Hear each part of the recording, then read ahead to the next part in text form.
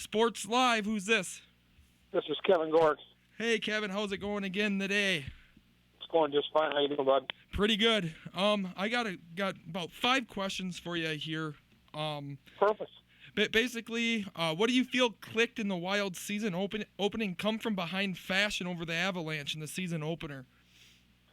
Well, I think that what we saw last year from this team, this never say die attitude, showed through in that game. They didn't play particularly well, especially those first 2 periods. But on the road in a very loud environment, down 4-1, their leaders had to do something big, and Zach Parise was the guy that stood up that night and scored the big goal to make it 4-2, and that kind of gave those guys the hope that they could make their way back, and they seemed to just catch fire at the right time. And the neat thing about this team this year is that there's a bunch of different guys that can do it offensively. They don't just have one line they lean on, and you saw it with Charlie Cora, you saw it with Zach Parise in that game, Niederreiter, Jason Zucker, Thomas Vanek. These are all players that stood up and helped them rally, and it was fun to see them do it on the road and score 4 goals in quick fashion, and then not only get the lead after being down by 3, but then protect the lead late. Devin Dubnyk made a real nice stabilizing save in the closing minutes, and so I think it was a really nice way to start the season, given that they didn't have their best stuff, but still found a way to win. Yeah, it was quite interesting. I actually kind of thought it was over after the second period there. I was like, oh man, here we go. But they really rallied around great, and they came back and won a big game. Granted, it was game 1. See them do that.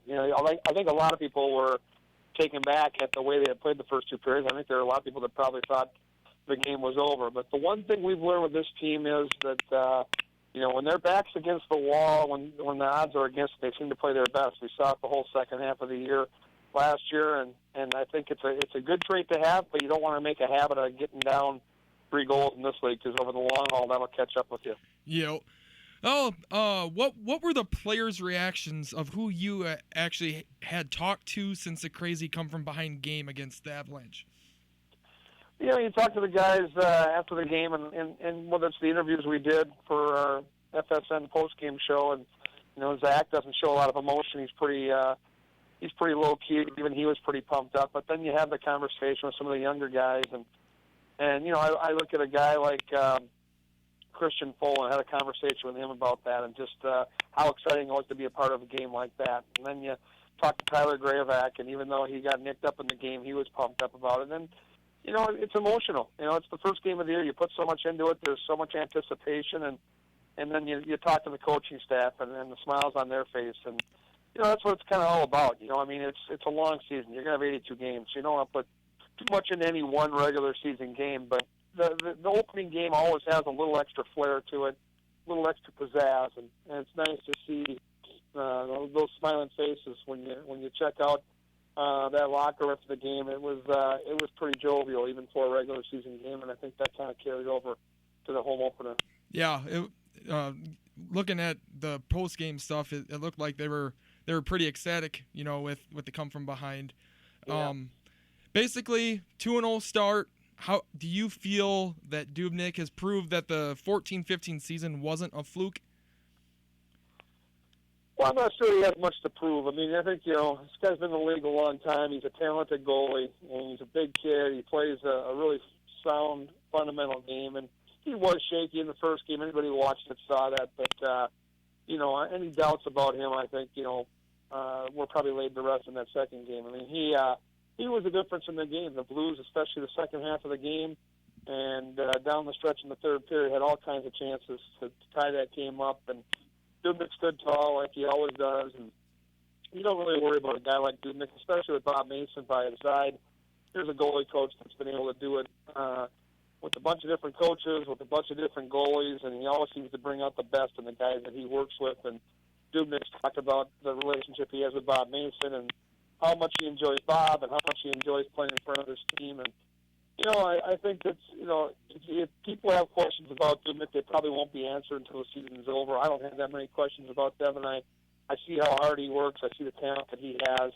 And I think what we saw last year with that kind of pressure, that 40-game stretch, I don't think he'll ever have to play that many games in the regular season with that kind of pressure on him ever again. And he did it last year. There's no reason he can't do it again this year. And under far better circumstances, we're going to see Darcy Kemper on this road trip Friday in Los Angeles. So it's not going to just be the Devin Dubnyk show. You're going to have a chance to maybe play. I would guess you'd play 7 of every 10, 8 of every 10, something like that. But not like we saw last year, where you're just mentally and physically on the grind for months at a time. So it's going to be a good situation for Dubnyk, and I think a really good situation for the Wild. Yeah, and the situation there would definitely help Dubnyk stay healthy for the stretch of the playoffs that we hope that the Wild will make again, which anything can happen, but you have a sense kind of so far right now that that's the way it's going to happen, is the Wild's going to make the playoffs and all this and that.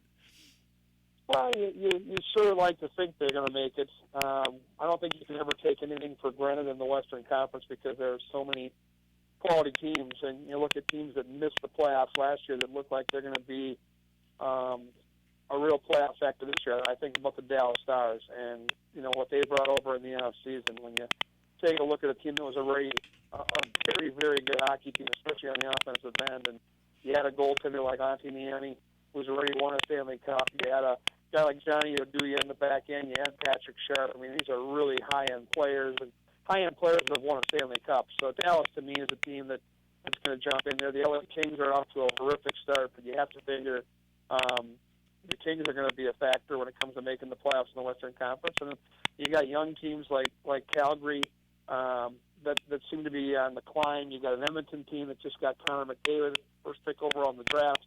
He just scored his first goal the other night in Dallas. So, I mean, it's never going to be a situation where the Wild are just going to make it, and you can always assume that. But it's always going to be a dogfight. But I think they have a chance to not only make the playoffs, but contend for the division title here in the Central. And that's not going to be easy. You take a look at the Chicago's and the St. Louis's and the aforementioned Dallas Stars. But I like the group that they have. I really like the blue line that Chuck Fletcher's assembled here for ITO. When you got a guy with the skills of a Marco Scandella on your third pairing on that blue line, you got an elite group of defensemen. And I think Ryan Suter is sitting on his best year yet with the Minnesota Wild. Here's a guy that's played, and had to play up to 30 minutes a game here the last couple of years. I think they're going to try to trim that down to 25 or 26, so he'll be stronger when it matters most late in the season. I think you've seen Matt Dumba and what kind of skill he possesses. He's still on the come. And then you look at Jared Spurgeon and Jonas Brodin and some of the players that you sometimes forget about that are really, really good defensemen. So you start with Dubnyk, you work your way through that blue line, and they can stay healthy up front. And you've got to keep Zach Parise healthy.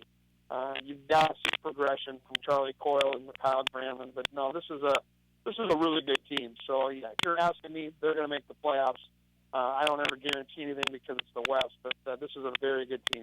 Yeah, definitely.